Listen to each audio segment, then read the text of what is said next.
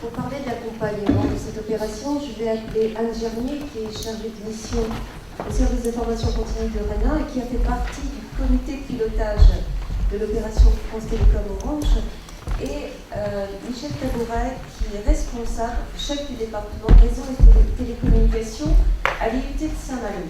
Alors, cette expérience, ça donnait quoi côté certificateur?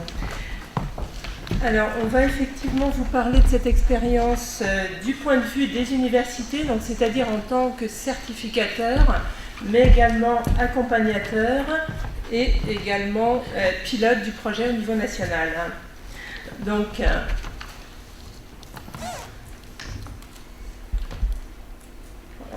en fait, VAE collective veut dire forcément réponse personnalisée par rapport à une demande.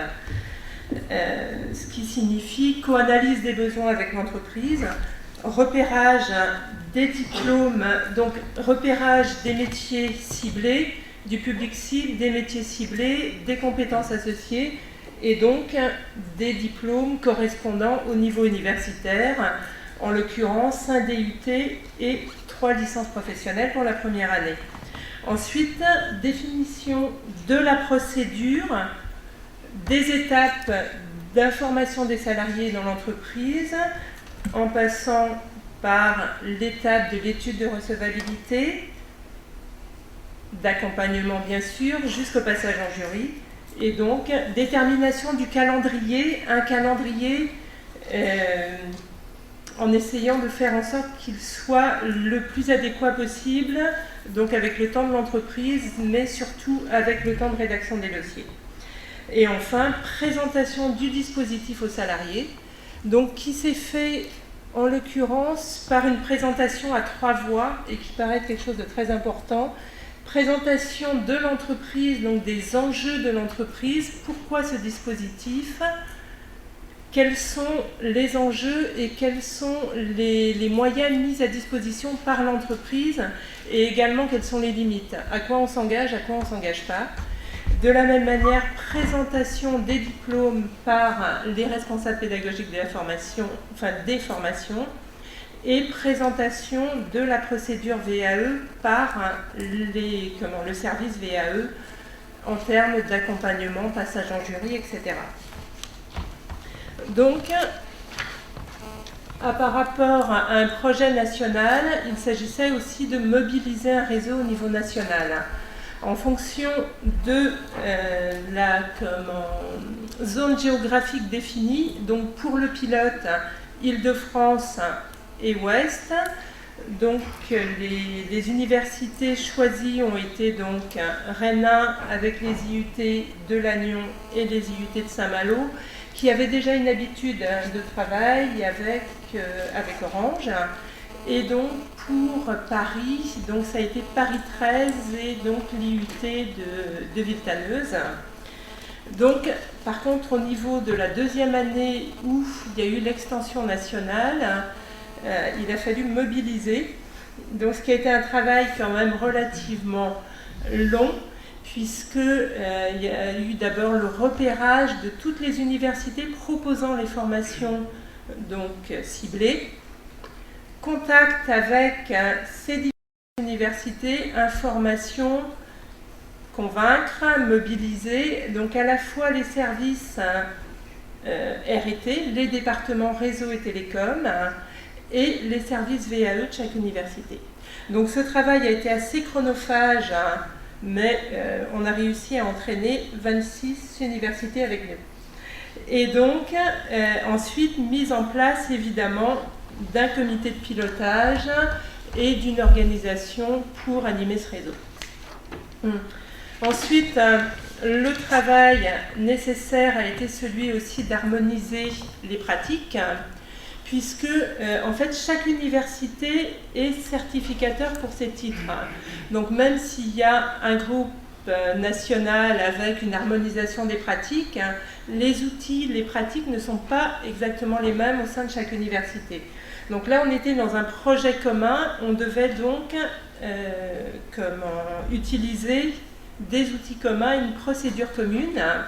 Donc en fait, on a construit une trame, ce qu'on appelle pré-dossier, qui est souvent appelé livret 1 par les autres certificateurs, donc permettant l'étude du prédossier avec une grille d'autopositionnement des compétences qui avait été faite donc, par l'équipe des enseignants, une trame de dossiers communes et un guide d'accompagnement, des modalités d'accompagnement communes, soit 3 ateliers collectifs et 10 heures d'accompagnement individuel à peu près, et une convention et un tarif unique entre les différentes universités.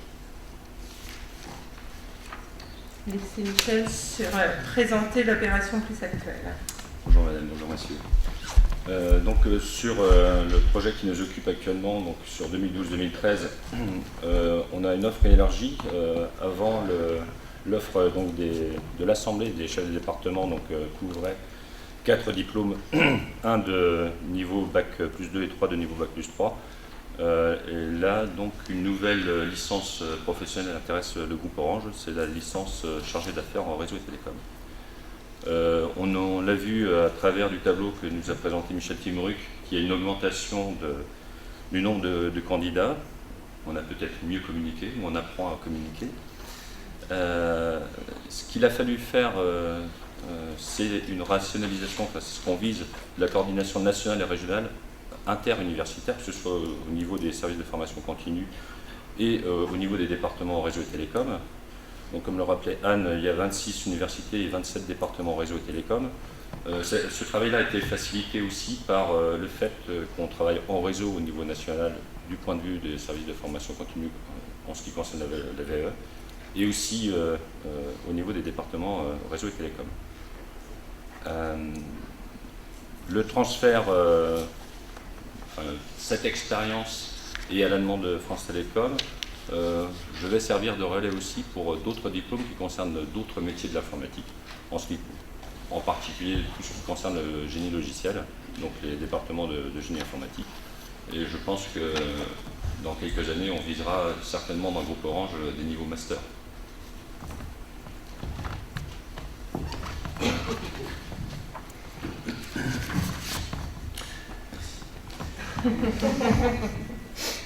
Donc les réseaux préexistants, comme je le rappelais, l'Assemblée des chefs de département, je n'ai pas mené ce projet tout seul, évidemment, et pas en tant que chef du département de Saint-Malo, mais en tant que vice-président pour cette Assemblée, en charge de la formation continue et de l'apprentissage.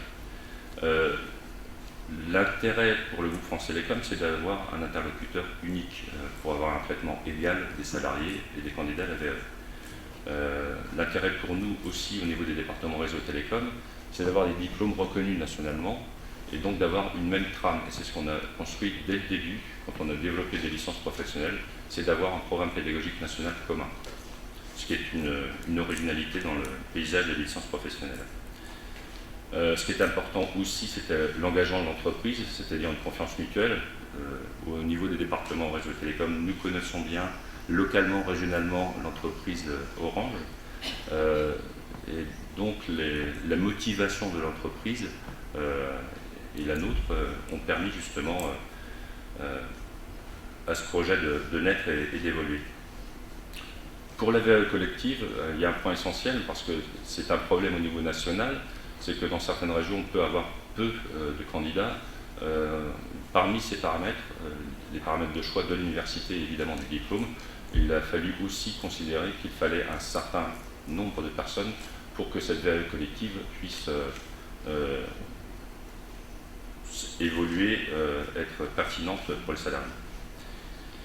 Et comme le rappelait Anne, le souci continuel, constant que nous avons, c'est effectivement la gestion d'un calendrier, la mise au point d'un calendrier et le suivi de ce calendrier.